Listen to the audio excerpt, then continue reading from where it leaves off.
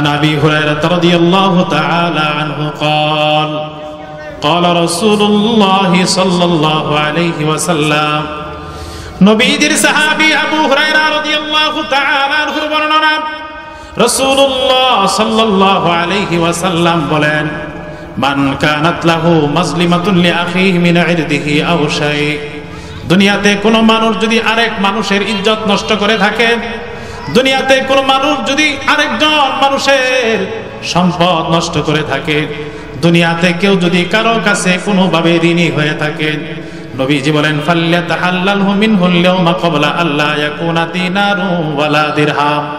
নবীজি বলেন এই ঋণ দুনিয়াতে থাকা অবস্থায় তুমি পরিশোধ করে যাও, ওই দিন আসার আগে দুনিয়ার মানুষের ঋণ পরিশোধ করে দাও। যেই দিন টাকা পয়সা চলবে না, দিরহাম দিনার চলবে না, হাসরের ময়দানে টাকা পয়সার লেনদেন চলবে না, ওই হাসরের মাঠ কায়েম হওয়ার আগে দুনিয়ার জীবনে কারো সাথে লেনদেন যদি ঋণের সম্পর্ক থাকে পরিশোধ করে যাও। কারো মানুষ যদি দুনিয়ার জীবনে কারো সাথে লেনদেন করে নষ্ট হয়ে যায়, কারো কাছে যদি ঋণী হয়ে যায়, আপনি যদি কারো সম্পদ নষ্ট করে দখল করে থাকেন, অথবা আপনি যদি কারো ইজ্জত নষ্ট করে থাকেন, নবী বলে দুনিয়ার জীবনে সেটা সমাধান করে যাও। দুনিয়ার জীবনে যদি সমাধান করতে না পারো, মরণের পর তোমার জন্য মহা বিপদ অপেক্ষা করছে। নবীজি বলেন হাসরের ময়দানে তখন যখন তুমি উঠবা, তোমার ঋণ পরিশোধের জন্য সেদিন টাকা পয়সা চলবে না, সেদিন তোমার ঋণ পরিশোধের একমাত্র মাধ্যম হবে তোমার নেক আমল। এই জন্য নবীজি বলেন ইন কানা লাহু আমালুন সালিহ, এই ব্যক্তির যদি নেক আমল থাকে, তার জীবনে ভালো কোনো আমল থাকে, উখিদা মিনহু বিকদরি মাজলিমাতি, দুনিয়ার মানুষের উপর যেই পরিমাণ জুলুম করেছে, অত্যাচার করেছে, মানুষের সম্পদ যেই পরিমাণ দখল করে ভোগ করেছে, এই জুলুম অত্যাচার পরিমাণ তার কাছ থেকে তার নেক আমল ছিনিয়ে নেওয়া হবে। এরপর নবী বলেন এই ব্যক্তির যদি কোনো নেক আমল না থাকে, দুনিয়ার জীবনে মানুষের ক্ষতি করেছে, মানুষের ইজ্জত নষ্ট করেছে, মানুষের সম্পদ ভোগ করেছে, দখল করেছে, কিন্তু পরকালে ঋণ পরিশোধের জন্য তার কোনো নেক আমল নাই, নবী যে বলেন উখিদা মিন সাইয়্যাতিহিম, দুনিয়াতে যাদের উপর জুলুম করেছে, অত্যাচার করেছে, যাদের সম্পদ দখল করেছে, ওই সমস্ত মানুষের যদি গুনাহ থাকে, গুনার বোঝাটা ফেরেশতারা নিবে, নেওয়ার পর এই অত্যাচারকারী জালেম অন্যের সম্পদ ভোগকারী ব্যক্তির কাঁধের উপর চাপায় দিবে, সুম্মা তুরিহা ফিন্নার, অতঃপর এই ব্যক্তিকে জাহান্নামে নিক্ষেপ করা হবে। এই জন্য দুনিয়াতে কারো সাথে লেনদেন থাকলে দুনিয়াতেই পরিশোধ করে, যদি বাকি থাকে হাসরের ময়দানে পরিশোধের একটাই মাধ্যম আপনার নেক আমল দিয়ে দিবে। আপনার যদি নেক আমল না থাকে, ওদের গুনার বোঝা আপনার কাঁধে চাপাইয়া দিয়া আপনাকে জাহান্নামে নিক্ষেপ করা হবে। বলে নাউজুবিল্লাহ। যে ব্যক্তি অন্যের ক্ষতি করে, হারাম ভাবে সম্পদ উপার্জন করে, সেই ব্যক্তি নেক আমল থাকলে না হাসরের ময়দানে ঋণ পরিশোধ করবে। কিন্তু নবীর অন্য হাদিস প্রমাণ করে এমন ব্যক্তি যারা, এদের তো কোনো নেক আমলই থাকে না। মুসলিম শরীফের 1015 নম্বর হাদিসের বর্ণনা, আন আবি হুরায়রা রাদিয়াল্লাহু তাআলা আনহু قال إن رسول الله صلى الله عليه وسلم ذكر الرجل يطيل السفر। নবীজির সাহাবী আবু হুরায়রা রাদিয়াল্লাহু তাআলা আনহুর বর্ণনা, রাসূলুল্লাহ সাল্লাল্লাহু আলাইহি ওয়াসাল্লাম একজন ব্যক্তি সম্পর্কে আলোচনা করলেন, যেই ব্যক্তিরা ইউতিলুস সফরা, লম্বা পথ সফর করে ভ্রমণ করে দোলায় দূষিত হয়ে আসছে, আশা সাক বারা, দুর্পথ পাড়ি দিতে দিতে তার জামা কাপড় শরীর ধুলা মালো ধুলায় দূষিত হইয়া আল্লাহর বান্দা আল্লাহর ঘর খানে কাবার সামনে দাঁড়াইল। আল্লাহর ঘরের সামনে দাঁড়াইয়া ইয়ামুদ্দু ইয়াদাই, দুইটা হাত আসমানের দিকে উঁচু করে আল্লাহকে ডাকি ইয়া রব ইয়া রব, ইয়া রব্বি ইয়া রব্বি বলে আল্লাহকে ডাকতেছে আর দোয়া করতেছে। নবীজি বলেন এই ব্যক্তি সুদূর পথ পাড়ি দিয়া মুসাফির মানুষ আল্লাহর ঘরের সামনে দুই হাত উঁচু করে আল্লাহরে ডাকে, অথচ তার অবস্থা হলো মাতামুহু হারামুন ওয়া মাশরাবুহু হারাম। এই ব্যক্তি জীবনে যা খায় তা হারাম, তার জীবনে যা পানি পান করে হারাম উপার্জনের টাকা দিয়া পান করে, ওয়া মালবাসুহু হারাম, সে যে পোশাক পরিধান করে ওই পোশাকটা হারাম টাকায় কিনা, ওয়াগুজিয়া বিল হারাম, তার দেহের রক্ত মাংসগুলো হারাম উপার্জনের টাকা দিয়া বেড়ে উঠেছে। নবীজি বলেন হারাম খাইয়া, হারাম পান করে, হারাম পোশাক পরিধান করে, হারাম দিয়া শরীর গঠন কইরা আল্লাহর ঘর খানায়ে কাবার সামনে হাত উঁচু করে আল্লাহকে ডাকলেও বলো আন্না ইউস্তাজাবু লিযালিক, কেমন করে এই ব্যক্তির দোয়া কবুল হতে পারে? এইটার মাধ্যমে আল্লাহর নবী জানায়া দিলেন হারাম খায়া, হারাম পরিধান কইরা খানায়ে কাবার সামনে দাঁড়ায় যদি আল্লাহর কাছে দোয়া করে, আল্লাহকে ডাকে, এই ব্যক্তির দোয়া কোনোদিন আল্লাহর কাছে কবুল হবে না। এই ব্যক্তি যারা হারাম খায়, অন্যের সম্পদ দখল করে খায়, নবী বলে দিলেন তোমার তো দোয়াই কবুল হয় না, তোমার নামাজই কবুল হয় না, তোমার কোনো ইবাদতই কবুল হয় না। হাসরের ময়দানে যাদের সম্পদ খাইছো ওদের ঋণ পরিশোধ করবা কি দিয়া? পরিণামে ওদের গুনার বোঝা নিয়ে জাহান্নামে যাওয়া ছাড়া তোমার কোনো পথ থাকবে না। আল্লাহ, খুব কঠিন মাসআলা। যারা দুনিয়াতে অন্যের 2-1 টাকা করে মেরে খায়, অন্যের সম্পদ দখল করে ভোগ করে, এরা হবে হাসরের ময়দানে সবচেয়ে অসহায়, সবচেয়ে নিঃস্ব ফকির। দলিল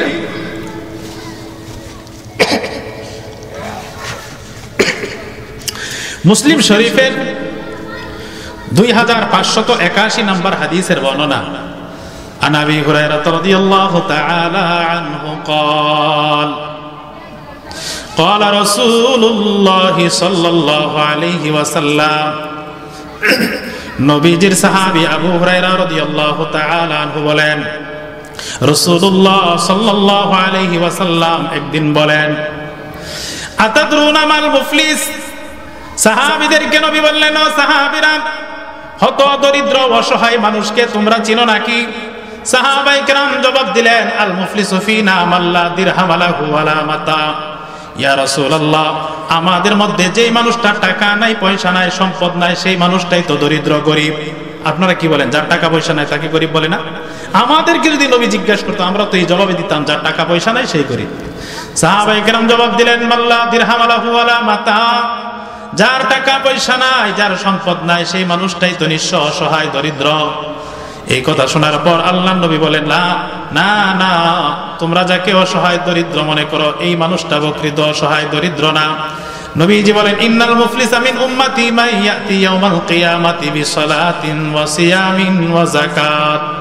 নবীজি বলেন আমার উম্মতের সবচেয়ে অসহায় দরিদ্র গরিব মানুষ হলো ওই ব্যক্তি, যেই ব্যক্তিরা কিয়ামতের দিন অনেক নামাজের সওয়াব নিয়ে হাসরের ময়দানে আসবে, অনেক রোজা সওয়াব নিয়ে আসবে, যাকাতের সওয়াব, পাহাড় পরিমাণ নামাজ, রোজা, যাকাতের সওয়াব নিয়ে আল্লাহর দরবারে হাজির হবে।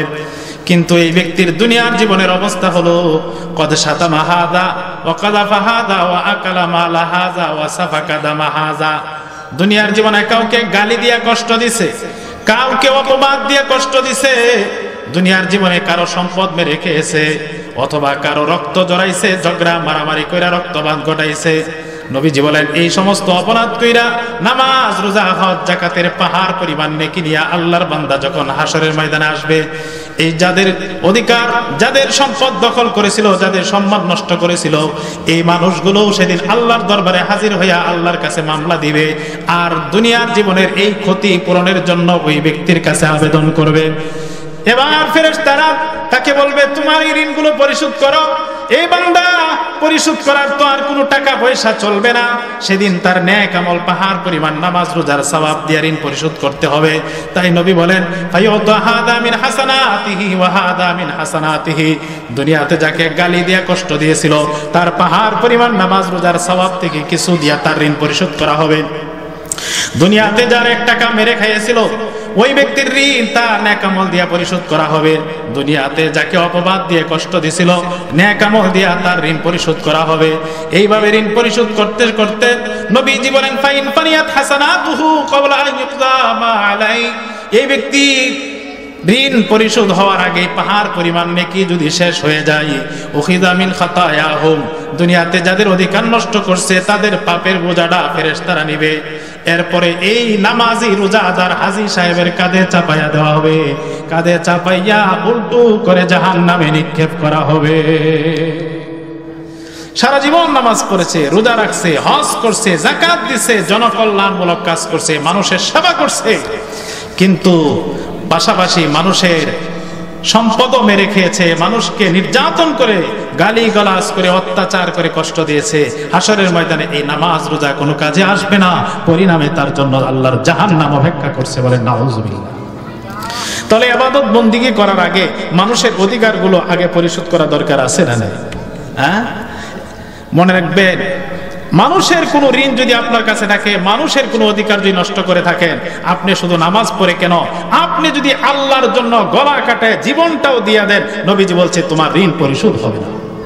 বুখারী শরীফের হাদিস,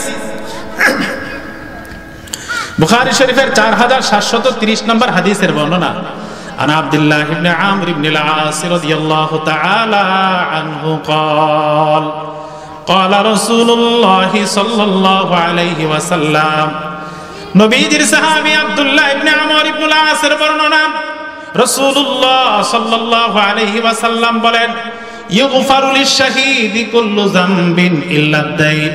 নবীজি বলেন, যে ব্যক্তি আল্লাহর দ্বীন আল্লাহর জমিনে প্রতিষ্ঠা করার জন্য সশস্ত্র সংগ্রাম করতে করতে সর্বশেষ নিজের গলা কাটায়া জীবনটা পর্যন্ত আল্লাহর জন্য দিয়ে দিল, এই আল্লাহর জন্য জীবনটুকু বিলায় দিয়া যে ব্যক্তি শহীদ হয়ে গেল, শহীদ হওয়ার কারণে তার জীবনের সব গুনাহ মাফ হয়ে যাবে, ইল্লা আদ-দাইন, তবে ঋণের গুনাহ যদি থাকে ঋণ আল্লাহ মাফ করবে না।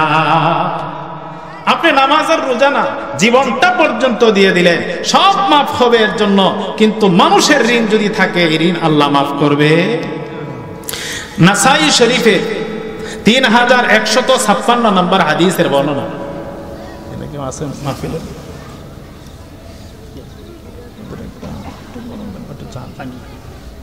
গরম। নাসাই শরীফের 3156 নম্বর হাদিসের বর্ণনা।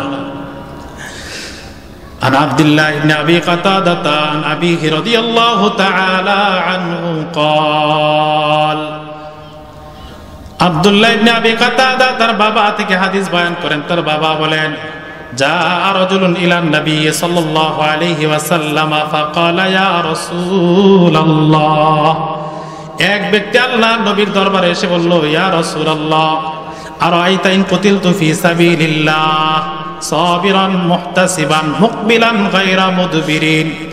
ইয়া রাসূলুল্লাহ, আপনি কি মনে করেন আমি যদি ধৈর্য ধারণ করে বীর বিক্রমে আল্লাহর দ্বীন প্রতিষ্ঠা করার জন্য সশস্ত্র সংগ্রাম করে লড়াই করতে করতে আমি যদি নিজের জীবনটুকু বিলায় দেই, আইয়ুকাফিরুল্লাহু আন্নী খাতায়ায়া, আমার এই জীবন দেওয়ার বিনিময়ে কি আল্লাহ আমার জীবনের গুনাহগুলো মাফ করবে নাকি?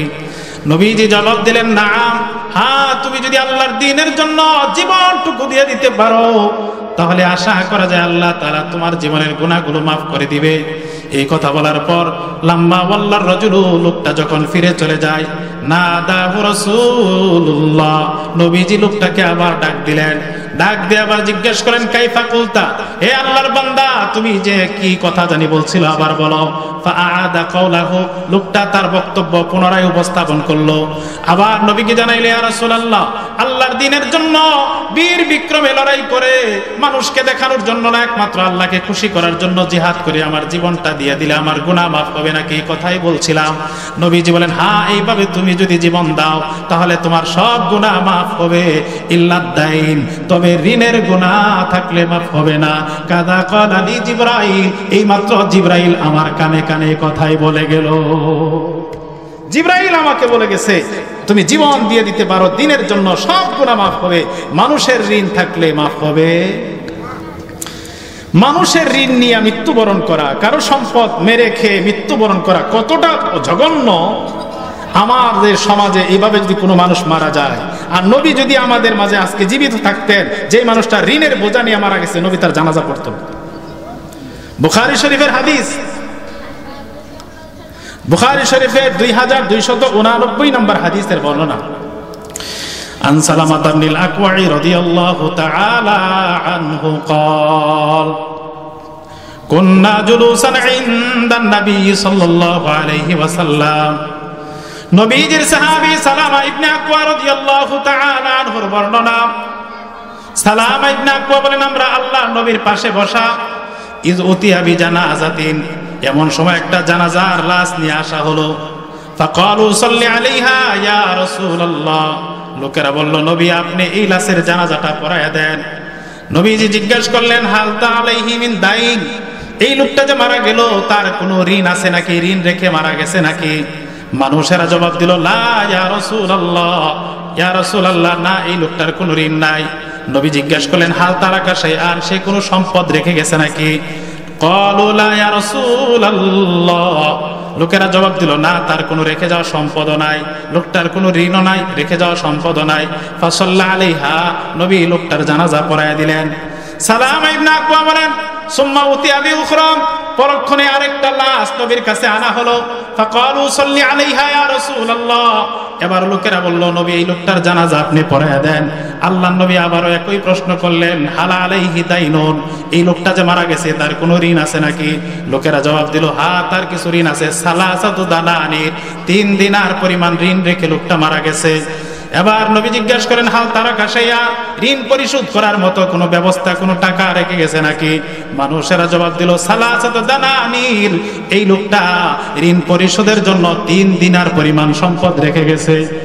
এই লোকটা মারা গেছে কিছু ঋণ রেখে, আবার ঋণ পরিশোধের জন্য 3 দিনার টাকাও রেখে গেছে। এই কথা শোনার পর আল্লাহ নবী সাল্লাল্লাহু আলাইহা এই লাশেরও জানাজা পড়ায় দিলেন। সালামা ইবনে আকওয়া বলেন সুম্মা উতিয়া বিসালিসা, কিছুক্ষণ পর 3 নম্বর আরেকটা লাশ নবীর দরবারে আনা হলো। আনার পর মানুষেরা নবীকে বললেন ক্বালু সাল্লি আলাইহা ইয়া রাসূলুল্লাহ, লোকেরা বলল নবী এই লাশটার জানাজা আপনি পড়ায় দেন। এই কথা বলার পর আল্লাহ নবী প্রশ্ন করলেন হাল তারাকা শাইআ, এই লোকটা যে মরে গেছে কোনো সম্পদ রেখে গেছে নাকি? মানুষেরা জবাব দিল লা ইয়া রাসূলুল্লাহ, না নবী এই লোকটা যে মারা গেছে কোনো সম্পদ রেখে যায় নাই, বিন্দু পরিমাণ কোনো মাল নাই, সম্পদ নাই। এবার নবী জিজ্ঞাসা করেন হাল আলাইহি দাইন, সে যে মারা গেল তার কোনো ঋণ আছে নাকি? সাহাবীরা জবাব দিলেন সালাসাতু দানানির, হ্যাঁ লোকটা 3 দিনার পরিমাণ ঋণ রেখে মারা গেছে। লোকটা মারা গেছে, তার ঋণ আছে 3 দিনার, পরিশোধ করার কোনো ব্যবস্থা রেখে যায় নাই।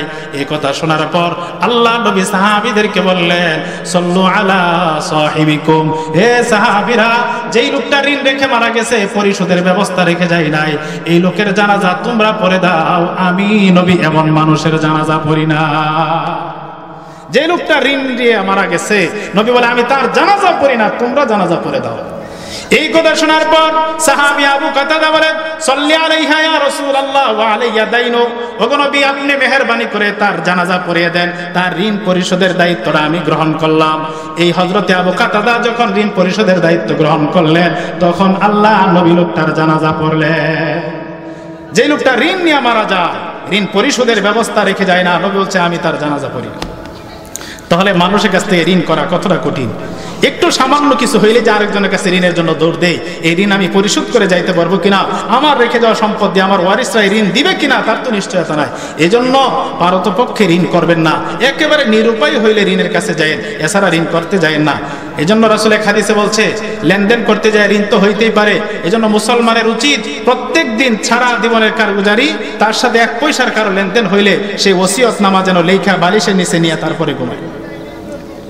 এই জন্য ঋণ খুব মারাত্মক, ঋণের গুনাহ আল্লাহ তাআলা কখনোই মাফ করে না।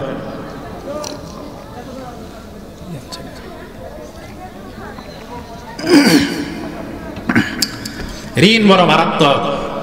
আপনারা বলবেন হুজুর আমরা তো ঋণ করি মাঝে মাঝে বিপদে পইরা, কিন্তু পরে দেখা যায় এমন হয় ইচ্ছা তো আছে কিন্তু ঋণ তো পরে পরিশোধ করতে পারি না। এরকম কেউ বলতে পারে, তাদের জন্য আমি একটা হাদিস শোনায়া যায়। আপনার যদি ভিতরে সদিচ্ছা থাকে যে আমি ঋণ পরিশোধ করব, তাহলে আল্লাহ তাআলা অবশ্যই আপনার জন্য একটা পথ বের করে দিবেন। দলিল বুখারী শরীফের হাদিস, قال رسول الله صلى الله عليه وسلم من اخذ اموال الناس يريد اداها, নবীজি বলেন যে ব্যক্তি মানুষের কাছ থেকে টাকা নেয়, পয়সা নেয়, মানুষের কাছ থেকে ঋণ নেয়, ইউরিদু আদাহা, মনে মনে দৃঢ় ইচ্ছা আমি সময় মতো টাকাটা পরিশোধ করে দিব। নবীজি বলেন এই সৎ ইচ্ছা নিয়ে মানুষের কাছ থেকে যদি কেউ ঋণ গ্রহণ করে, আদাল্লাহু আন, আল্লাহ তাআলা ওই ঋণ পরিশোধের অবশ্যই ব্যবস্থা করে দিবে, আল্লাহ পথ বের করে দিবে ঋণ পরিশোধের জন্য।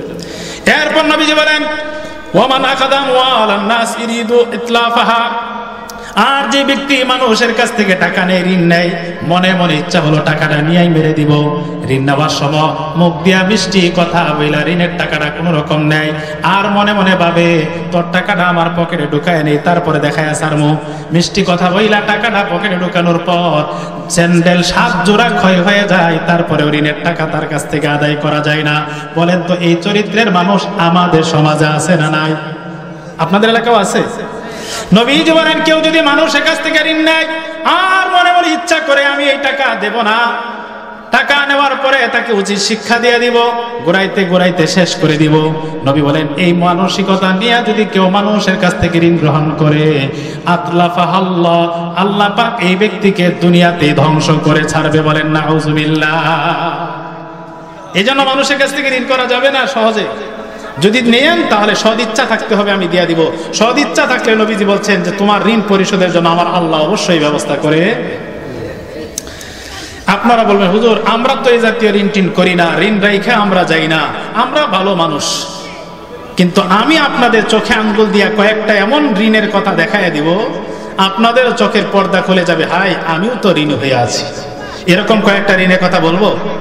কষ্ট হইতেছে আপনাদের? শেষ করে দিই, দোয়া করে দিব। তাহলে ধৈর্য ধরেন কয়েক মিনিট, কয়েকটা হাদিসের বাণী আপনাদেরকে শোনাই। আমরা যত ঋণ করে থাকি তোর মধ্যে কয়েকটা ঋণ হলো, 1 নাম্বার একটা ঋণ হলো ওয়ারিসের ঋণ। ওয়ারিস বোঝেন? ওয়ারিস মেরে দেওয়ার ঋণ। এই প্রবণতা আপনাদের এলাকায় আছে কিনা জানি না, কিন্তু কোন কোন এলাকায়, আমাদের এলাকাতেও আছে।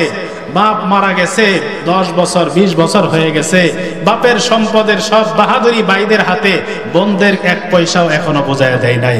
এমনও মানুষ আমাদের সমাজে বলেন আছে না নাই? এমনও কি হয়ে থাকে, বোনেরা যদি ভাইদের কাছে আইসা বলে ভাই বাবা চলে গেছে, টাকা পয়সা রাইখা আমাদেরকে কিছু দাও, ভাই মুখ কালো করে ফেলে, এমন আচরণ করে, চেহারা এমন কালো করে, বোন দ্বিতীয়বার বলা সাহস পায় না। বোন নিরুপায় হইয়া পাশের বাড়ির চাচার কাছে যায়, ধরে চাচা বাবার মালামাল জমি জমা রাইখে গেছে, ভাইদেরকে বইলে একটু আদায় করে দেন। চাচা যদি পারে তো পারলো, না পারলে শেষে যায় এলাকার নেতা মাতাব্বর চেয়ারম্যান মেম্বারকে ধরে। সবাই মিলে যখন ভাইদেরকে চাপ দেয় তখন ভাই বলে যে যা ওই যে বাবার সম্পদ নিয়ে যা, আর জীবনে কোনোদিন এই বাড়ির দিকে তাকাইবে না। এমনও জালেম ভাই আমাদের সমাজে আছে না নাই? এইভাবে যারা বোনদের সাথে জুলুম করে, অত্যাচার করে, ওয়ারিশ মেরে খায়, তাদের জন্য খুবই মারাত্মক দুঃসংবাদ কোরআন এবং হাদিসে বর্ণিত হয়েছে। ওয়ারিশ তো একেবারেই দেয় না এমন মানুষও আছে, আবার কিছু আছে ওয়ারিশ দেয় 10 বছর ঘুরাইয়া তারপরে দেয়। শরীয়তের মাসআলাটা আগে বলি। একজন মানুষ মারা যাওয়ার পরে মাসআলা কি? সিরাজি ফিল মিরাস একটা কিতাব, এই কিতাবে লেখা আছে একজন মানুষ মরে যাওয়ার সাথে সাথে তার রেখে যাওয়া গোটা সম্পত্তি, এর সাথে 4 ধরনের হক জড়িত হয়ে যায়। 1 নাম্বার, তার রেখে যাওয়া সম্পদ থেকে তার কাফন দাফনের ব্যবস্থা করতে হবে। কাফন দাফন শেষ হলে 2 নম্বরে তার কোনো ঋণ থাকলে ঋণটা পরিশোধ করতে হবে। 3 নাম্বার, তার কোনো ওসিয়ত থাকলে তার সম্পদ দিয়ে ওসিয়তটা পুরা করতে হবে। এই 3টা পুরা করার পরেও যদি তার কিছু সম্পদ থাকে, তাহলে তার যে ওয়ারিস আছে, ছেলে মেয়ে স্ত্রী অথবা মা বাপ যারা জীবিত থাকবে, তাদের মাঝে কোরআনের আইন অনুযায়ী বন্টন করে দিতে হবে। কবে দিবে এই বন্টনটা? একজন মানুষের চোখ বন্ধ হওয়ার সাথে সাথেই তার সম্পদের মালিকানা তার শেষ, অটোমেটিক এই 4 শ্রেণীর মালিকানা হয়ে যায়। তার কাফন দাফন, তার ঋণ পরিশোধ, ওসিয়ত এগুলো করার পরে তার সম্পদের মালিক হয়ে যায় তার ওয়ারিসগণ। এই জন্য শরীয়তের নিয়ম হলো একজন মানুষ মরলে তাকে কবরস্থানে দাফন করে এসেই আপনারা আগে বসবেন যে তার কোনো ঋণ আছে কিনা, থাকলে পরিশোধ করে দাও। এরপরে ওসিয়ত আছে কিনা, থাকলে পরিশোধ করে দাও। দেওয়ার পরে যে সম্পদ আছে ওই দিনই ওয়ারিসদের মাঝে ভাগ বাটোয়ারা করে দেওয়া জীবিতদের দায়িত্ব, কর্তব্য। যদি আপনি না দেন, আপনার বাবা মরে গেছে 5 বছর হয়ে গেছে, অথবা 5 দিনই হয়েছে, আপনার বাবার সম্পদ এই 5 দিন যে আপনারা ভোগ করলেন, ওয়ারিসদের বোনদেরকে বোঝায় দেন নাই, অন্য ওয়ারিসদেরকে দেন নাই, এটা যে আপনি খাইলেন, এখান থেকে 1 মুঠ চাল যদি আপনার বাবার ঘর থেকে এই 5 দিনে খেয়ে থাকেন, এই 1 মুষ্টি চালের ভিতরে আপনার ভাই বোন সব ওয়ারিস জড়িত, ঠিক কিনা বলেন? এটা খাইতে হলে যত ওয়ারিস সবার অনুমতি লাগবে। যদি অনুমতি ছাড়া খেয়ে থাকেন তাহলে সবার কাছে আপনি ঋণী হয়ে গেলেন। এ জাতীয় ঋণ আমাদের মাঝে আছে না নাই? হ্যাঁ, এই জন্য আমাদের সমাজে কি করে, একজন মানুষ মারা গেলে দাফন শেষ করে আইসা খাতা কলম নিয়ে বসা যায়, হিসাব করো তো বাবার ব্যাংক ব্যালেন্স কত আছে, হ্যাঁ, স্থাবর অস্থাবর সম্পত্তি কত আছে, যে কত টাকা একটা, আপনাদের দেশে কি বলে মানুষ মরলে যে 3 দিন 5 দিন পরে খাওয়ায়, খরচ না কি বলে, যে বাবার খরচটা কিভাবে করা যায়, কয় হাজার মানুষ দাওয়াত দিব, কয়টা গরু জবাই করবো, বাবার ব্যাংকে টাকা কত আছে, উঠাও বিশাল বড় একটা খরচ করি, এ জাতীয় হিসাব করে কি করে না। কিন্তু এই হিসাব করার আগে আপনার আরেকটা হিসাব মিলানো দরকার। আপনি যে হিসাব করতে বসছেন, কার টাকা দিয়ে খরচ করবেন, এই টাকার মালিক কি আপনি না সব ওয়ারিস? যদি সবার সম্পদ বলেন তাহলে এটাখান থেকে 1 পয়সা খরচ করতে হলে সব ওয়ারিসদের সম্মতি লাগবে কি লাগবে না বলেন? এবার আপনারা 5 ভাই, আপনারা 4 বোন, 5 ভাই 4 বোন মিলেই বসছে, বাবার ব্যাংকে টাকা আছে 10 লাখ, 5 লক্ষ উঠাও বাবার জন্য বিরাট বড় করে একটা খরচ করি। এখন বড় ভাই প্রস্তাব দিল, সবার ভাই বোনের কাছ থেকে মতামত নিতেছে, মায়ের কাছ থেকেও মতামত নিতেছে। এখন 5 ভাইয়ের ভিতরে 3 ভাই তো একবারে বাবার প্রতি আবেগ মনটা একবারে ফাইটা যায়, খুশি মনে বলে দিচ্ছে, হ্যাঁ 5 লাখ কেন 7 লাখ নিয়ে খরচ করো, বাবার জন্য করা দরকার। বাকি 2 ভাই একটু হিসাবী মানুষ, মনে মনে কর সর্বনাশ 5 লক্ষ টাকা চলে যাবে, কি দরকার, এখন যদি আমি না বলি তাহলে সমাজের মানুষ বললে তাই বলে হ্যাঁ ঠিক আছে করে ফেলাও। এই যে করে ফেলাও বললো, মন থেকে বলছে না মুখ থেকে? মন থেকে যদি না বলে, নবীর হাদিস বলছে লা ইয়াহিল্লু মালু ইমরিইন মুসলিমিন ইল্লা বিতিবি নাফসিন মিন। নবীজি বলে কোন মানুষের সম্পদ, কোন মুসলমানের সম্পদ ততক্ষণ তোমার জন্য হালাল না, তোমার জন্য খাওয়া জায়েজ হবে না যতক্ষণ পর্যন্ত তার সম্পদ মন থেকে খুশি হয়ে দেয়। আপনারা 5 ভাইয়ের মধ্যে বাবার জন্য খরচ করবেন, 3 ভাই স্বতঃস্ফূর্ত মন থেকে টাকা দিল, আর 2 ভাই মন থেকে দেয় না, ঠেকাই পয়রা বিপদে পয়রা মুখ দিয়া বলছে। এই যে 2 ভাই মনের সন্তুষ্টি ছাড়া দিল, এদের টাকাটা যে আপনি আয়োজন করে নিজেও খাইলেন, মানুষদেরকে খাওয়াইলেন, নবীর হাদিস বলে আপনিও হারাম খাইলেন, সারা গায়ের মানুষদেরকে হারাম খাওয়াইলেন। এই আয়োজনে দাওয়াতের ভিতরে হারাম খাওয়াইয়া দোয়া করলে দোয়াটা কতটুকু কবুল হবে আপনি হিসাব করে দেখেন। দোয়া কবুল হবে? তাহলে আপনি 5 লক্ষ টাকা খরচ করে বাবার জন্য খরচ করলেন, 5 পয়সারও বাবারও কোনো লাভ হলো না, অতিরিক্ত আপনি গুনার বোঝা বাড়িতে নিয়ে গেলেন, এছাড়া আর কিছু।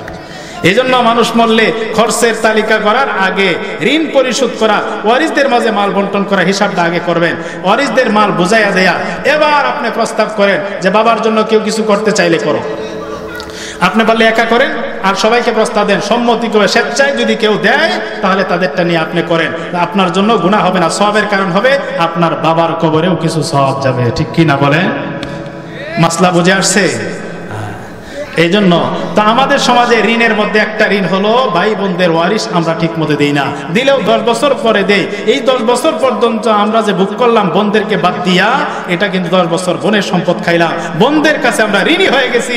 হাসরের ময়দানে কিন্তু বোনের ভালোবাসা আর থাকবে না, ওই দিন কিন্তু বোন আপনার গলায় পাড়া দিয়ে আপনার এই ওয়ারিসের ঋণ আদায় করে আপনাকে জাহান্নামে পাঠিয়ে যায়।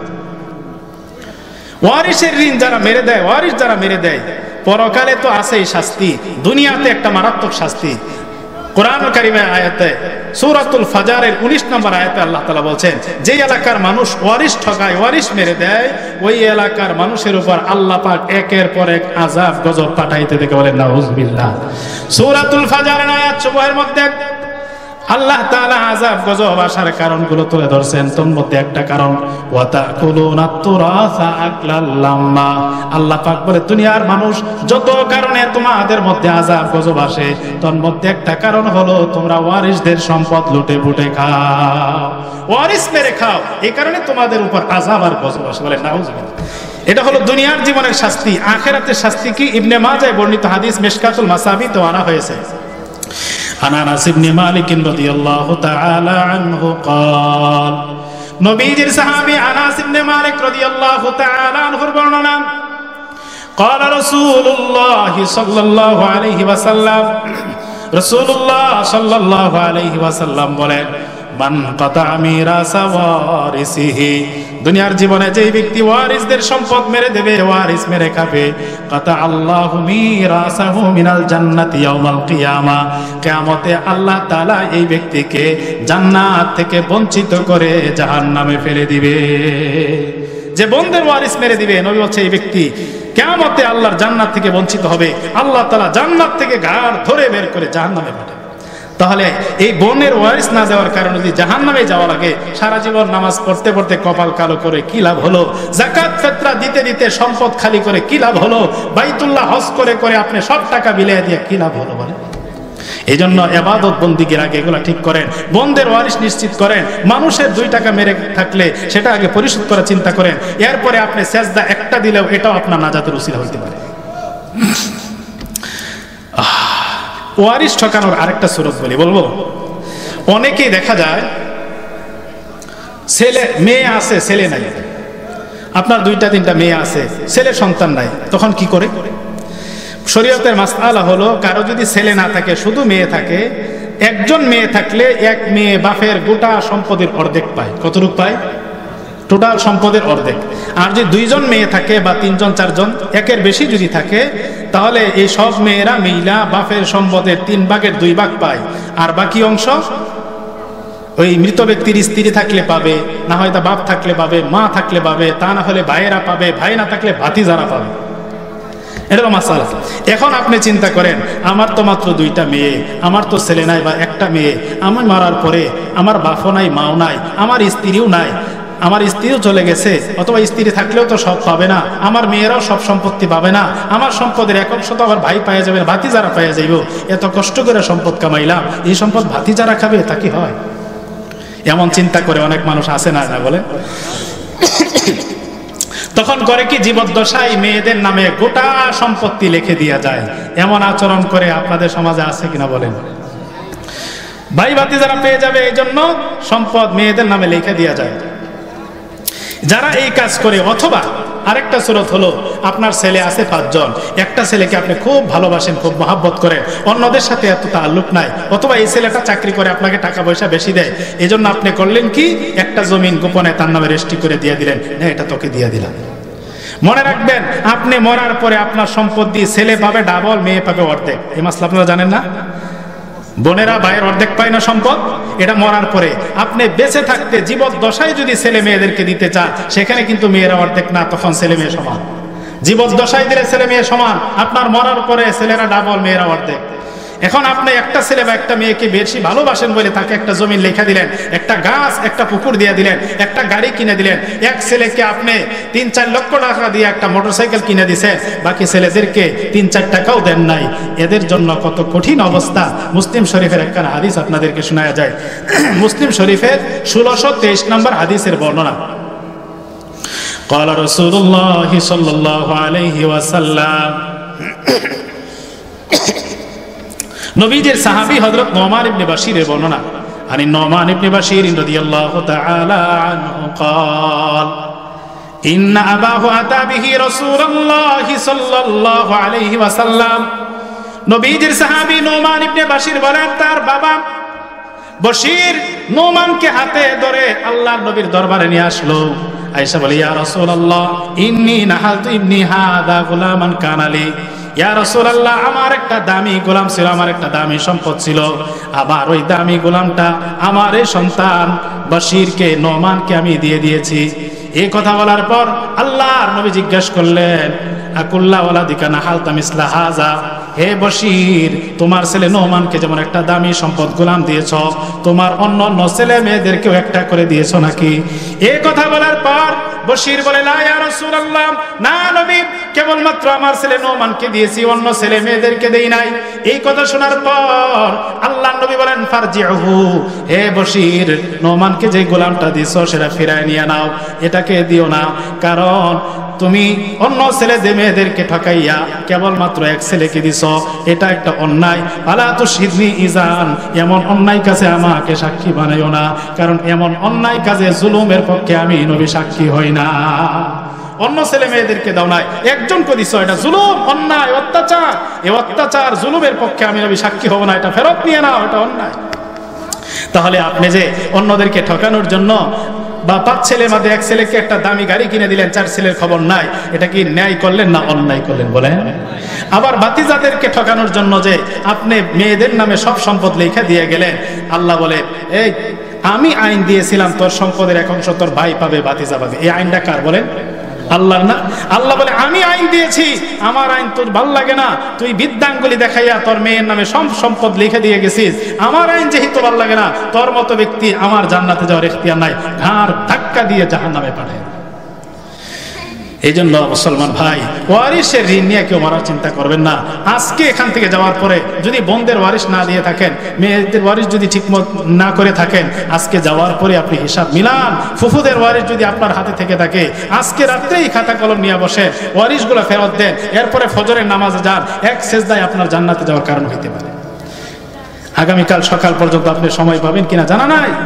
ফজরের নামাজের আগে ওয়ারিসটা আগে বোঝান, তারপরে ফজরের নামাজ পড়েন। যদি সকালবেলা মাইকে এলান হয় অমুক সাহেব মারা গেছে, ওয়ারিসটা যদি নিশ্চিত করে মরতে পারেন, আল্লাহর জান্নাতের দরজা আপনার জন্য খোলা, বলেন সুবহানাল্লাহ।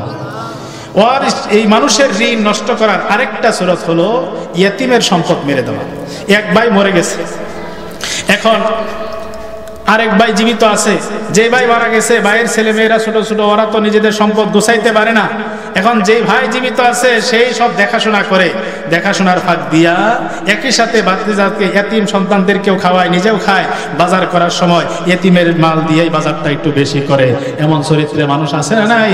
আবার ভাই ভাতিজা এরা ছোট ছোট ভাতিজা ভাতিজিরা, এখন এরা নিজেদের সম্পদ কোথায় কি আছে বোঝে না। এরা জমিন কেমনে দখল করতে হয়, কেমনে ভোগ করতে হয়, কেমনে রক্ষা করতে হয়, এটাও জানে না। আপনার ভাতিজারা ছোট, এই সুযোগ পাইয়া আপনি তাদেরকে ভুল বুঝাইয়া কোন রকম তালগুল পাকাইয়া মিথ্যা একটা স্বাক্ষর নিয়ে জমিটাও দখল করে নিলেন। এমন চরিত্রের মানুষও আমাদের সমাজে বলেন আছে না নাই? যারা এভাবে তালগুল পাকাইয়া ইয়াতিমের সম্পদ দখল করে, তাদের ব্যাপারে দুই একটা কথা বলি। 1 নাম্বার সূরাতুন নিসার 10 নম্বর আয়াতে বলেন, ইন্নাল্লাযীনা ইয়াকুলুনা আমওয়ালাল ইয়াতামা যুলমা। আল্লাহ তাআলা বলেন, নিশ্চয়ই যারা ইয়াতিমের সম্পদ অন্যায়ভাবে দখল করে, জুলুম করে, ভোগ করে, ইন্নামা ইয়াকুলুনা ফি বুতুনিহিম নারা, নিশ্চয়ই তারা তাদের পেটের ভিতরে সম্পদ নয়, জাহান্নামের আগুন ঢুকায়। তারা তো মাল খায় না, তারা জাহান্নামের আগুন খায়। এতিমের সম্পদ খাওয়া মানে জাহান্নামের আগুন পেটে ঢুকানো। এই জন্য সাবধান, এতিমের সম্পদের ভিতরে হাত লাগাইবেন না, দুনিয়াতে ধ্বংস নিশ্চিত হয়ে যাবে। এতিমের সম্পদ যারা খায় তাদের জন্য কিয়ামতে আল্লাহর জান্নাত জুটবে না। দলিল, আন আলী ইবনে আবি তালিব রাদিয়াল্লাহু তাআলা আনহু قال, জামিউস সগীরের 922 নম্বর হাদিসের বর্ণনা। আলী ইবনে আবি তালিব রাদিয়াল্লাহু তাআলা আনহু বলেন, قال رسول الله صلى الله عليه وسلم, রাসূলুল্লাহ সাল্লাল্লাহু আলাইহি ওয়াসাল্লাম বলেছেন, আরবাউন হাক্কুন আলাল্লাহি আল্লা ইউদখিলাহুমুল জান্নাহ।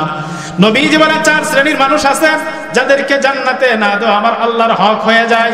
4 শ্রেণীর মানুষকে আমার আল্লাহ কখনো জান্নাতে দিবে না। ওয়ালা ইযিকা নাঈমাহা, জান্নাতের নিয়ামত এদেরকে আল্লাহ ভোগ করতে দিবে না। ওই 4 শ্রেণীর মধ্যে 1 নাম্বার হলো মুদমিনুল খামার, যারা নেশা করে, যারা ইয়াবা খায়, বাবা খায়, গাঁজা খায়, হেরোইন খায়, ফেনসিডিল খায়, ইত্যাদি নেশাজাত দ্রব্য পানীয় আছে না নাই?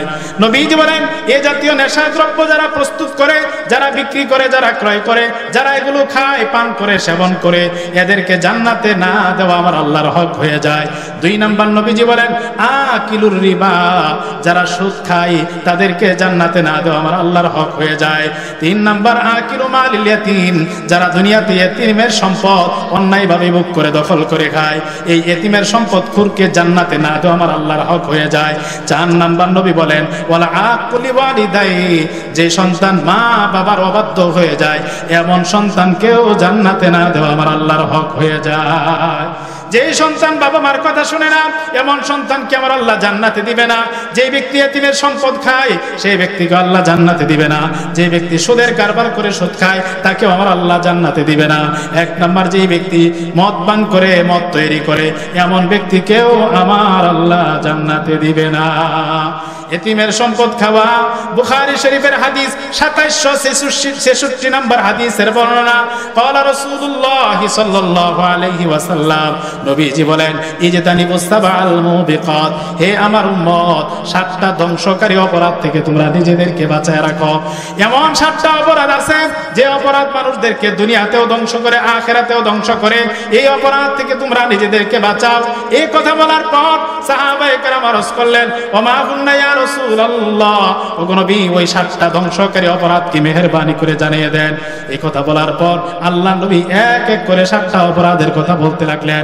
1 নাম্বার নবী বলেন আশিরকু বিল্লাহ, আল্লাহর সাথে শিরিক করা। শিরিকের গুনাহ মানুষকে দুনিয়াতেও ধ্বংস করে আখিরাতেও ধ্বংস করবে। 2 নাম্বার আসিহির, জাদু করা। যেই ব্যক্তি জাদু টুনা করে এমন ব্যক্তির জন্য দুনিয়াতেই ধ্বংস নিশ্চিত। 3 নাম্বার কতলুন নাফসিল্লাতি হারামাল্লাহু ইল্লা বিল হক, অন্যায়ভাবে কোনো নিরপরাধ মানুষকে হত্যা করলে হত্যাকারীর জন্য দুনিয়াতেই ধ্বংস হওয়া নিশ্চিত হয়ে যায়। 4 নাম্বার আকিলুর রিবা, যে ব্যক্তি সুদ খায়, সুদের কারবার করে, এই ব্যক্তির জন্য দুনিয়াতেই ধ্বংস নিশ্চিত হয়ে যায়। 5 নাম্বার আকিলু মালিল ইয়াতীম, যে ব্যক্তি ইতিমের সম্পদ ভক্ষণ করে জবরদখল করে খায়, এই ব্যক্তির জন্য দুনিয়াতেই ধ্বংস নিশ্চিত হয়ে যায়। 6 নাম্বার নবীজি বলেন ওয়াতাওয়াল্লি ইয়াউমাজ যাহফি, জিহাদের ময়দান থেকে পলায়ন করা এমন অপরাধ যে অপরাধ মানুষকে ধ্বংস করে দেয়। 7 নাম্বার নবীজি বলেন কাযফুল মুহসানাতিল মুমিনাতিল গাফিলাত, কোন সতী মুমিন নারীকে ব্যভিচারের অপবাদ দেওয়া ধ্বংসকারী অপরাধ সমূহের একটা। এই হাদিসে নবীজি 7টা অপরাধের কথা বললেন, যে অপরাধগুলো মানুষদেরকে দুনিয়াতেও ধ্বংস করবে আখিরাতেও ধ্বংস করবে। তার মধ্যে একটা অপরাধ হলো যে ইতিমের সম্পদ মেরে খায়। এজন্য ইতিমের সম্পদ খাওয়া যাবে। তার আগে আরেকটা অপরাধের কথা বলছে, যে ব্যক্তি সুদে কারবার করে, সুদের টাকা লাগায়, সুদে লোন উঠায়, সুদের টাকা লেনদেন করে খায়, তার জন্য নবীজি বলছেন সুদখোরকে আল্লাহ দুনিয়াতেই পেরেশানি দিয়ে ভরে দিবেন, আখিরাতে ধ্বংস করবেন। আগের হাদিস বলছে যারা সুদ খায় তাদেরকে জান্নাতে না দেওয়া আল্লাহর হক হয়ে যায়, এদেরকে আল্লাহ জান্নাত দিবে না যদি তওবা ছাড়া মরে। সুদে কারবার করে তওবা ছাড়া মরলে আল্লাহ জান্নাতে দিবে না। সুদে কারবার আপনাদের এলাকায় চলে? ভালো চলে?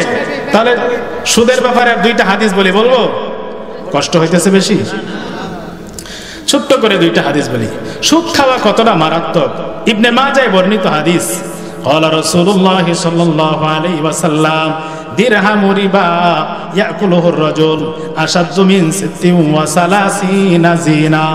রাসূলুল্লাহ সাল্লাল্লাহু আলাইহি ওয়াসাল্লাম বলেন কোন মানুষ যদি জেনে শুনে সামান্য সুদ খায়, সুদ এটা জানার পরেও 1 টাকা পরিমাণ সুদ যদি কেউ খায়, সুদের কারবার যদি করে, 1 টাকা সুদের কারবার করা আশাদ্দু মিন 36 জিনা, 36 বার বেগানা নারীর সাথে শারীরিক সম্পর্ক করা, ব্যভিচার করার চাইতে মারাত্মক অপরাধ। আপনাদের এলাকার কোন একটা যুবক পাশের বাড়ির আরেকটা যুবতী মেয়ের সাথে যদি অনৈতিক কর্মে লিপ্ত হয়ে যায়, ব্যভিচারে লিপ্ত হয়ে যায়, আর এটা যদি ধরা খেয়ে যায়, তখন সামাজিক নেতারা বিচার করে তাকে লাঠি চোটা করে, পেটা করে, এরপরে চুনকালি মাইরা সমাজ থেকে তাড়াইয়া দেয়। ওই পরিবারের সাথে সমাজের মানুষ বয়কট করে কি করে না বলেন? একবার ব্যভিচার করার কারণে তার সাথে যদি সমাজের মানুষ বয়কট করে, তাকে যদি চুনকালি মারে, আর নবীর হাদিস বলছে যে ব্যক্তি 1 টাকা সুদ খায় সে 36 বার জিনা করার চাইতে মারাত্মক অপরাধী। এবার বলেন যেই লোকটা সুদ খায় তার বিচারটা কত মারাত্মক হওয়া চাই। এই হলো সুদের ব্যাপারে 1 নাম্বার হাদিস।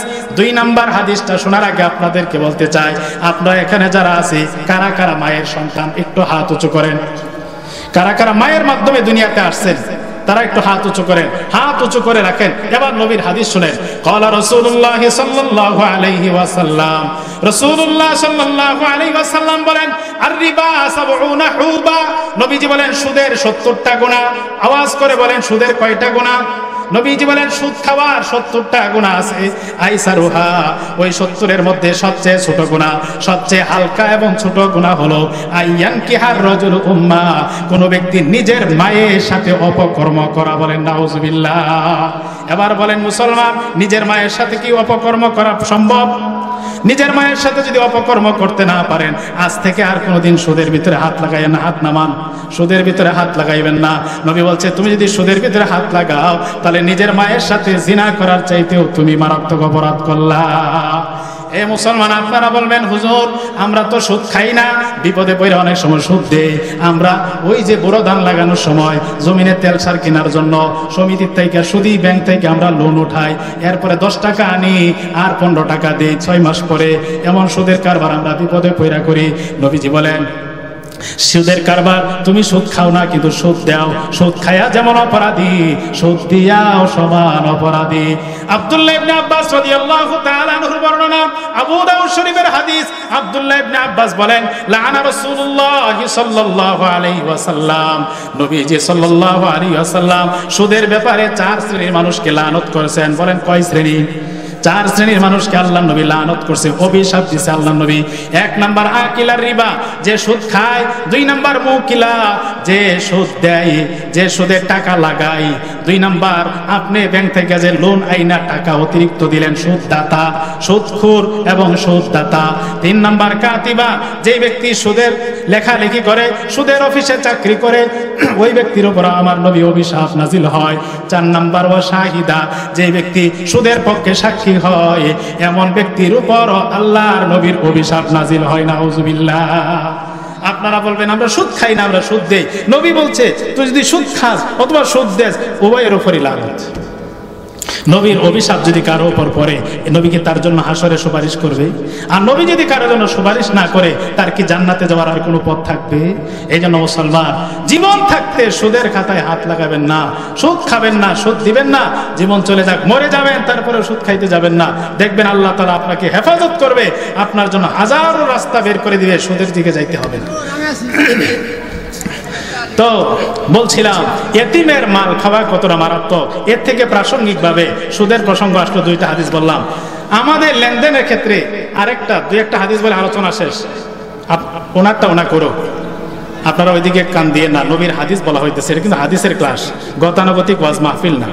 আপনারা ওয়াজ মাহফিল শুনেন, এরকম ওয়াজ মাহফিল হয় না, এভাবে ওয়াজ হয়। এটা কিন্তু হাদিসের ক্লাস। নবী মসজিদে নববীর মিম্বরে বসে হাদিস বলতো, সাহাবায়ে কেরাম সামনে বসে শুনতো। নবী তো নাই, কিন্তু আমি তো নবীর কথাগুলো আমার মুখ দিয়ে বলতেছি। সাহাবায়ে কেরাম নাই, আপনারা তো সাহাবীর মতো এখানে বসছেন। তাহলে নবীর সাহাবীরা যেভাবে হাদিস শুনতো, সে আদব রক্ষা করতে হবে না?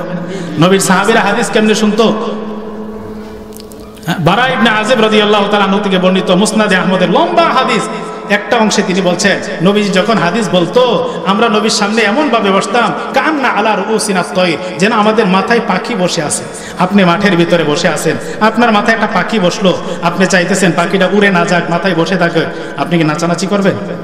আপনি যদি সামান্য নাড়া দেন, পাখিটা থাকবে? মানে সাহাবী বুঝাইতে চায়, নবীর দরবারে আমরা যখন বসতাম, মরা গাছের মতো, পাথরের মতো জয়মা বসে থাকতাম, বিন্দু পরিমাণ নড়াচড়া করতাম না। হাদিসের আদব। এখানে আমি হাদিস বলতেছি, আপনার অন্য হাসাহাসি করলে, অন্য মনোযোগী হইলে ওনারটা উনি করো, ওইদিকে আপনার মনোযোগ দিয়ে না। হাদিসের আদব রক্ষা করেন, মাত্র আর 5-10 মিনিট শেষ হয়ে যাবে ইনশাআল্লাহ। মানুষের অধিকার নষ্ট করা, ঋণ হওয়ার আরেকটা সুরত হলো, এখানে যেহেতু গ্রামগঞ্জের মানুষ, আপনারা কৃষক মানুষ, কৃষি কাজ করেন, ক্ষেত কামার, চাষাবাদ করেন, করেন কি করেন না? আমাদের সমাজের, আপনাদের এলাকায় আছে কিনা জানি না, আমার এলাকায় আছে। কৃষক ভাইরা, চাষি ভাইরা জমিন যখন চাষ করতে যায়, জমিনের আইল বলেন না লাইল বলেন আপনারা? আইল, আইল বলে, বাতর বলে, লাইল বলে সিরাজগঞ্জের মানুষেরা, না বিভিন্ন, যাই হোক যেটাই বলেন, 2 জমিনের মাঝখানে যে পার্টিশন, এটাকে, এটা যখন ছাড়তে যায়, তখন কোদালটা ডাবাইয়া মারলে 1 ইঞ্চির জায়গায় 3 ইঞ্চি কাইটা নিজের জমিন বাড়াইতে চেষ্টা করে, এমন লোক আছে না? না। এগুলো যারা করে, গরুর লাঙ্গল দিয়ে আগে হাল বাইতো, লাঙ্গলটা কাট করে ধরলেই ওই আইল ভেঙে অন্যের জমিন 2 ইঞ্চি আমার ভিতরে আসে, এমন চরিত্রে মানুষ আছে না? নাই। জমিন মাইকা খোঁটা মারছে, রাতের বেলা খোঁটা উঠাইয়া পাশের জমিওয়ালার 1 ফুট ভিতরে ঢুকাইয়া খোঁটা মাইরা রাখে, এমন মানুষও বলেন আছে না? নাই। এই ব্যাপারে 2টা হাদিস বলবো। বুখারী শরীফের হাদিস, আনা আয়েশা সিদ্দিকাহ রাদিয়াল্লাহু তাআলা আনহা ক্বালাত, নবীজির বিবি আমাদের আম্মা জান আয়েশা সিদ্দিকা রাদিয়াল্লাহু তাআলা আনহার বর্ণনা, তিনি বলেন, ক্বালা রাসূলুল্লাহ সাল্লাল্লাহু আলাইহি ওয়াসাল্লাম, রাসূল আকরাম সাল্লাল্লাহু আলাইহি ওয়াসাল্লাম বলেছেন, মান যালামা কিদা শিবরি মিনাল আরদ, যে ব্যক্তি 1 বিঘত পরিমাণ অন্যের জমি কোনোভাবে দখল করে নেয়, তুবিকাহু মিন সাবি আরদিনা ইয়াউমাল কিয়ামা, কিয়ামতে 7 স্তরের জমিন তার গলার ভিতরে সাপের মতো করে পেঁচায়া দেওয়া হবে। 1 বিঘত জমিন যদি কারো দখল করেন, হাসরের ময়দানে 7 জমিন আপনার গলায় ঝুলায় দেওয়া হবে। হাসরবাসী তাকায় দেখবে, দুনিয়াতে মানুষের অন্যায়ভাবে জবরদখলকারী ছিল, এই লোককে আল্লাহ তাআলা জাহান্নাম পর্যন্ত পৌঁছায়। এটা হলো 1। 2 নাম্বার, আরো আশ্চর্যজনক হাদিস, আন আবি হুরায়রা রাদিয়াল্লাহু তাআলা আনহু قال قال رسول الله صلى الله عليه وسلم, নবীজির সাহাবী আবু হুরায়রা রাদিয়াল্লাহু তাআলা আনহুর বর্ণনা, রাসূলুল্লাহ সাল্লাল্লাহু আলাইহি ওয়াসাল্লাম বলেন, লাআনাল্লাহ মান যাবাহা লিগাইরিল্লাহ, যে ব্যক্তি আল্লাহ ছাড়া অন্যের নামে পশু জবাই করে, গরু ছাগল জবাই মুরগি জবাইয়ের সময় আল্লাহর নাম নিয়ে অন্য নাম নেয়, অথবা আল্লাহর নাম নেওয়ার পাশাপাশি খাজা বাবার নাম নেয়, আল্লাহর নামে এবং আমার পীর সাহেবের নামে জবাই করলাম। নবীজি বলেন, যে ব্যক্তি আল্লাহ ছাড়া অন্যের নামে পশু জবাই করে, এমন ব্যক্তির উপর আমার আল্লাহর লানত মানে গজব নাজিল হয়। আল্লাহ ছাড়া অন্যের নামে পশু জবাই করলে তার উপর আল্লাহর গজব নাজিল হয়। 2 নাম্বার নবীজি বলেন, ওয়ালানাল্লাহ মান আওয়া মুহদিসান, যে ব্যক্তি কোনো বেদাতিকে আশ্রয় দেয়, এমন ব্যক্তির উপর আমার আল্লাহর লানত আর গজব নাজিল হয়ে যায়। 3 নাম্বার নবীজি বলেন, লানাল্লাহ মান লানা ওয়ালিদাই, যে সন্তান মা বাবাকে অভিশাপ দেয়, এমন সন্তানের উপর আমার আল্লাহর লানত আর গজব নাজিল হয়ে যায়।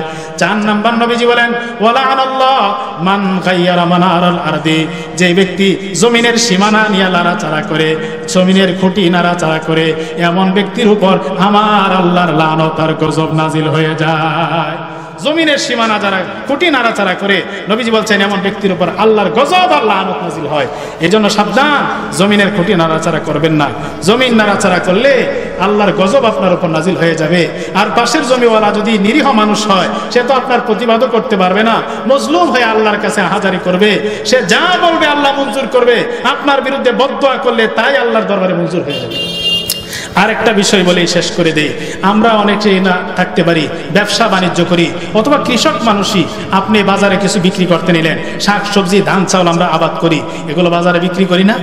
আমি ধানের ব্যবসায়ীদেরকে আমাদের এলাকায় দেখছি, এক সময় ধানের ব্যবসায়ীরা করে কি, বস্তার নিচে ফ্রেশ কয়েক কেজি ধান দেয়, এরপরে কিছু ভেজাল ধান দেয়, উপরে আরো কিছু ভালো ধান দিয়ে বস্তার মুখটা সেলাই করে দেয়। এরপরে যখন যারা ক্রেতা তারা কিনতে যায়, বস্তার মুখ খুলে দেয় খুব ফ্রেশ ধান। এটা দেখে চড়া মূল্যে কিনা নেয়, ভিতরে ফ্রেশ না ভেজাল। এরপরে আপনার কাছে একটা লাউ ধরছে, লাউটা পোকা খায় একদিক দিয়ে ছিদ্র করে ফেলছে, অথবা একটা কাঁঠাল পোকা খায় ছিদ্র করে ফেলছে, বাজারে বিক্রি করতে গেলে ছিদ্রটা নিচে দিয়া উপরে ভালোটা দেয়, মানুষে দেখে যেন দামটা একটু বাড়াইয়া দেয়। এমন চরিত্রের মানুষ বলেন আছে না নাই? এদের ব্যাপারে একটা হাদিস বলবো। আন আবি হুরায়রা রাদিয়াল্লাহু তাআলা আনহু قال, নবীজির সাহাবী আবু হুরায়রা রাদিয়াল্লাহু তাআলা আনহুর বর্ণনা, ইন্না রাসূলুল্লাহি সাল্লাল্লাহু আলাইহি ওয়াসাল্লাম মাররা আলা সুরাতি তাআমিন, নবীজি একদিন মদিনার বাজারে খাদ্যের দোকানের সামনে দিয়ে যাচ্ছিলেন। দোকানের সামনে দোকানদার খাদ্য জাতীয় খেজুর বা গম কিছু স্তূপ দিয়ে বিক্রি করার জন্য বসছে। নবীজি ওই স্তূপের কাছ দিয়ে যায়। হঠাৎ করে আল্লাহর নবী আদখালা ইয়াদাহু ফিহা, খাদ্যের স্তূপের ভিতরে হাত ঢুকায় দিছে। হাত ঢুকানোর পর নালাত আসাবিহু বালালা, নবীর হাতের ভিতরে একটু ভিজা ভিজা অনুভব হলো। উপর দিয়ে শুকনা ফ্রেশ খাদ্য, কিন্তু ভিতরে হাত ঢুকায় দেখে ভিতরে একটু ভিজা ভিজা লাগে। আল্লাহর নবী দোকানদারকে জিজ্ঞেস করলেন, মা হাদা ইয়া সাহিবাত তাম, হে খাদ্যের মালিক, দোকানদার ব্যবসায়ী, কি ব্যাপার? উপরে সুন্দর শুকনা, ভিতরের গুলা ভিজা ভিজা কেন? দোকানদার জবাব দেয়, আসাবাতু সামা ইয়া রাসূলুল্লাহ, ওগো নবী বৃষ্টির পানি পড়ছিল এই জন্য ভিজে গেছে। আল্লাহর নবী বলেন, হে বান্দা, বৃষ্টির পানিতে ভিজে গেছে, তাহলে এগুলা কেন উপরে দিলে না? কাইয়ারাহুন নাস, তাহলে ক্রেতারা দেখতো তোমার মালটা ভিজা ভিজা দামে কিনে নিত। ভিজাটাকে ভিতরে দিয়া শুকনাটা উপরে দিছো, তার মানে তোমার মনের ভিতরে কিছু ঝামেলা আছে। এরপর আল্লাহর নবী বললেন, উম্মতেরা ভালোভাবে শুনে রাখো, এইভাবে মানুষকে যারা ধোঁকা দেয়, মান গাশশা ফালাইসা মিন্নি, এইভাবে যারা মানুষকে ধোঁকা দেয়, প্রতারিত করে, এমন ব্যক্তিরা আমি নবীর উম্মত না। বেচা বিক্র ব্যবসা বাণিজ্য করতে যাইয়া মানুষদেরকে এইভাবে যারা ধোঁকা ফেলে, নবীজি বলছে এরা আমার উম্মত না। ব্যবসা বাণিজ্যের ব্যাপারে আরেকটা হাদিস বলে শেষ করি। আবু যর গিফারি রাদিয়াল্লাহু তাআলা আনহুর হাদিস। আমরা যারা দোকানদারদের কাছে, বিশেষ করে এখানে যদি কেউ থাকেন রাগ করবেন না, বোঝার জন্য বলছি, মানুষ বলে থাকে কাপড়ের ব্যবসায়ী আর গরুর ব্যবসায়ীরা এরা নাকি এই কাজটা বেশি করে। মনে করেন আপনাদের পাশে নৌলিন হাট, গরুর বাজার, বড় গরুর বাজার না? আমাদের এলাকার গরুর বাজারে দেখছি, আপনি গরু কিনতে যাবেন, পাইকার যারা গরু বিক্রি করে, পাইকারের কাছে যদি যান, তাদের কাছে লোক সেট করা থাকে। আপনি যা জিজ্ঞেস করলেন, ভাই গরুটার দাম কত? দাম চাইলো 1 লক্ষ টাকা। আপনি দাম বললেন 70,000 টাকা। 70,000 বলেন, আপনাকে ঝাড়ি দিয়ে বলে, জীবনে গরু কিনছেন নাকি? এত বড় গরু, এই গরু কি 70,000 টাকা দাম হয়? আপনাকে একবার ধমক দিয়ে একবার ব্যাককল সাজাই দিল, আপনি চুপ করে পাশে দাঁড়ায় রয়েছেন। এমন সময় দেখছেন পাশে দিয়ে আরো 5 জন আইসা গরু রশি ধরে টান শুরু করছে। এই ভাই বলছিলাম দিবেন নাকি? আরে বলে গেছিলাম যে কত বলছিলেন? 75 বললাম যে দিবেন নাকি, আর 2000 বাড়াই দেবো, 77 দিলে দেন, না দিলে গেলাম। এটা বইলা রশি ধরে টানাটানি শুরু করে। আপনি চিন্তা করেন সর্বনাশ, এরা 77 দিয়ে টাইনা নিয়ে যা, আর আমি 70 বললাম এর কোন আকলে, ওরা টানাটানি করে চলে গেছে। এবার আপনি বুকা সাইজা পাশে যায় বলেন, ভাই আমি আরো 3000 টাকা বাড়াই দিব, 80 মিল করে দিব, আমাকে দিয়ে দেন। বাস আপনাকে গরুটা দিয়ে দিল। আসলে গরুটার দাম 70,000ই আছে, ন্যায্য মূল্য ছিল। ওই 5 জনে যে ধোঁকাবাজি করলো ওইটা মূলত আসলে ক্রেতা না, ওই পাইকারের মালিকেরই লোক, ওদের লোক সেট করা আছে। রশিদের এটাই না, আর 10,000 টাকা দাম বাড়াই দিল। করে কি করে না? কাপড়ের ব্যবসায়ী দোকানে গেলেন, লুঙ্গি একটা দেখলেন, ভাই লুঙ্গিটার দাম কত? হুজুর 800 টাকা। আপনি বললেন যে ভাই 500 টাকা দিই। আল্লাহর কসম হুজুর 600 টাকা আমার কিনাই পড়ছে। আপনি হুজুর মানুষ, আমাদের ইমাম সাহেব, এখন কি বলি, 600 টাকা কিনা পড়ছে, কিনা দামটা অন্তত আপনি দিয়ে নিয়ে যান। এই কিনা দামে দিয়ে দিল। এইভাবে কিন্তু সবাই কিনা দামে দিতেছে, ওর ব্যবসা যে কি আল্লাহ ভালো জানে। অথচ লুঙ্গি কিনছে মাত্র 300 টাকা দেয়া, আপনাকেও দিল ইমাম সাহেব বইলা। আবার আপনি গেছেন, আরে চাচা আসছেন, ঠিক আছে আপনিও কিনা দাম দিয়া, সারাদিন সে কিনা দামই দিতেছে। তার সংসার যে কিভাবে চলে আল্লাহ ভালো জানে। আছেন এমন ব্যবসায়ী, আবার বলে কি আল্লাহর কসম বিশ্বাস করতে না 600 টাকা কিনা পড়ছে। এই যে মিথ্যা কসম করে সলসা তৈরি কইরা মানুষের টাকা বেশি নেয় যারা, এদের ব্যাপারে একটা হাদিস বলবো। عن أبي ذر الغفاري رضي الله تعالى عنه قال আবু যর গিফারি রাদিয়াল্লাহু তাআলা আনহু বলেন, রাসূলুল্লাহ সাল্লাল্লাহু আলাইহি ওয়াসাল্লাম বলেছেন, সালাসাতুন লা ইউকাল্লিমুহুমুল্লাহু ইয়াওমাল কিয়ামা, 3 শ্রেণীর মানুষ আছে কিয়ামতে আল্লাহ তাআলা এই 3 শ্রেণীর মানুষের সাথে কথা বলবেন না। ওয়ালা ইয়ানজুরু ইলাইহিম, তাদের দিকে আমার আল্লাহ তাকাবে না। ওয়ালা ইউযাক্কিহিম, তাদেরকে গুনাহ থেকে আল্লাহ পরিশুদ্ধ করবে না। ওয়ালা হুম আযাবুন আলীম, তাদের জন্য থাকবে জাহান্নামের, ক্ষতিগ্রস্ত হয়ে গেছে, ধ্বংস হয়ে গেছে। ইয়া রাসূলুল্লাহ, আমি জানতে চাই মানুষগুলো কারা? এবার আল্লাহর নবী 3 শ্রেণীর পরিচয় দেন। 1 নাম্বার আল মুসবিল, যে ব্যক্তি অহংকার করে টাকনুর গিরার নিচে পায়জামা লুঙ্গি ঝুলাইয়া রাস্তা ঝাড়ু দিয়ে হাঁটে, অহংকার বশত কাপড় টাকনুর নিচে যারা ঝুলাইয়া পড়ে, এদের সাথে আমার আল্লাহ কথা বলবে না। এদের সাথে আমার আল্লাহ কথা বলবে না, এদের দিকে আল্লাহ তাকাবে না, এদেরকে আল্লাহ গুনাহ মুক্ত করবে না, এদেরকে জাহান্নামে নিক্ষেপ করে ছাড়বে। 2 নাম্বার নবীজি বলেন ওয়াল মান্নান, যে ব্যক্তি মানুষকে কিছু দিলেই পিছন দিয়া খোঁটা দেয়। পাশের বাড়িওয়ালা লোকটা বিপদে পড়ে আপনার কাছে আসছিল 2 টাকা সাহায্যের জন্য, আপনি বিপদের সময় সাহায্য করেছেন। আর নির্বাচনের সময় যখন আপনার বিরোধী দলের পক্ষে মিছিলে যায় স্লোগান দিল, তখন আপনি বলেন কালকে আমার বাড়ির টাকায় আজকে তার নামে স্লোগান দেশ। এই যে 1 টাকা দিছিলেন, কালকে আমার টাকায় আজকেই করস, খোটা দেওয়া হলো না? নবীজি বলেন মানুষকে কিছু দেওয়ার পর যারা খোটা দেয়, কিয়ামতে এই খোটা দাতার সাথে আমার আল্লাহ কথা বলবে না, তার দিকে ফিরেও তাকাবে না, তাকে গুনাহ মুক্ত করবে না, জাহান্নামের লাকড়ি বানায়া ছাড়বে। 3 নাম্বার নবীজি বলেন ওয়াল মুনাফিকু সিলাতাহু বিল হিলফিল কাযিব, যে দোকানদার ব্যবসায়ী মিথ্যা কসম করে ছলছাতুরি করে মানুষের থেকে 2 টাকা বাড়ায়া নেয়, এই ব্যক্তিকেও আমার আল্লাহ জাহান্নামের লাকড়ি বানাবে। এই জন্য ব্যবসায়ী ভাই, কৃষক ভাই, মাল বেচা কেনার সময় ধোঁকাবাজির আশ্রয় নেবেন না। ওই নষ্টটা নিচের দিকে দিয়া, ভালোটা উপরে লেভেল দিয়া মানুষের কাছ থেকে টাকা নেওয়ার চেষ্টা করবেন না।